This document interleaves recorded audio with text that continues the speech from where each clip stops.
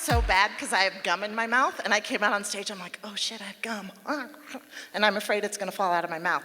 That's a great intro for Amanda. So when I do these, for those of you that have not been to a presentation before, I like to get intro questions from our speakers, and I've threatened them that if they don't respond, I will come up with information for them. Which before has been a good scare tactic, but I've done this enough times now that several of my speakers have said, you just make shit up for me. So, that being said, Amanda Erck, her favorite movie quote, okay, has anybody here seen Spies Like Us? I'm dating myself, I know this. Okay, so her favorite movie quote is, doctor, doctor, doctor, doctor, doctor, doctor. Yeah, so that's her favorite movie quote.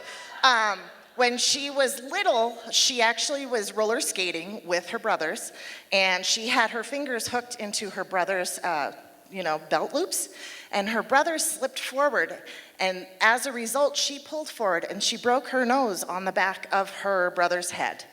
So that's her worst childhood injury, or possibly could have been a date that I had with my husband back in 2003. So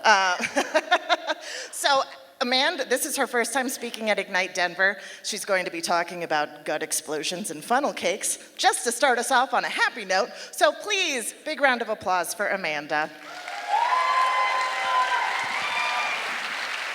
Thank you. Whew. Celiac disease. Well, shit, that sounds serious, doesn't it? It's like gonorrhea or hepatitis, but really it's more like indigestion and diarrhea. And really what it's like is I accidentally eat some gluten and it feels like someone is shoving their fist up my rectum, squeezing my intestines, wringing them like a washcloth, and expelling them like milking a cow. But I digress. First, I need to tell you what gluten is, especially since Jimmy Kimmel has shown us that many gluten-free people don't actually know what gluten is. They just know that it makes you fat, or they have a friend who read a book about it. But gluten is actually a protein. It's a protein found in grain, and it's a binding agent. So it's what makes your flour sticky or helps you thicken your gravy. That little protein causes my intestines to attack itself because I have celiac disease. Now, that's not contagious. It's not something you get if you eat too much bread. It's an autoimmune disorder. So those are passed down genetically, and they affect us in different ways. So for my grandma's sister, it's rheumatoid arthritis. For my mom, it's nothing. That bitch can eat whatever she wants. Genetics isn't always fair. So celiac disease. It has a lot of different symptoms, but we all kind of start with the same foundation. Villi, which are little finger-like projections in your small intestine that are designed to wave freely like sea monkeys, soaking in the nutrients from the food you eat, deflate like Tom Brady's footballs until they're unable to absorb the good stuff. This creates digestive problems, eczema, severe acne. Most of us experience brain fog, and in some severe cases, people have even linked infertility to celiac disease.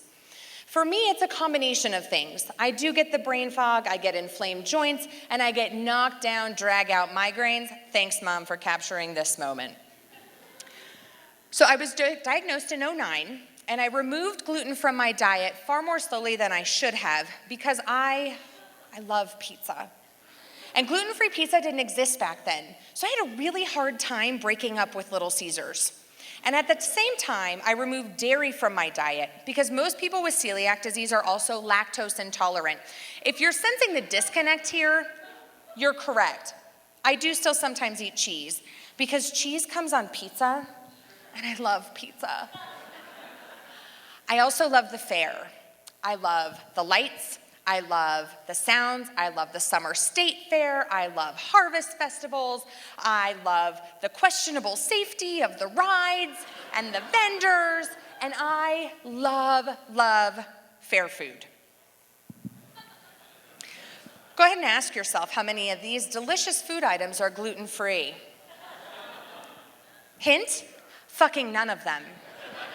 You know what I get to eat when I go to the fair? a salad. Fuck salad.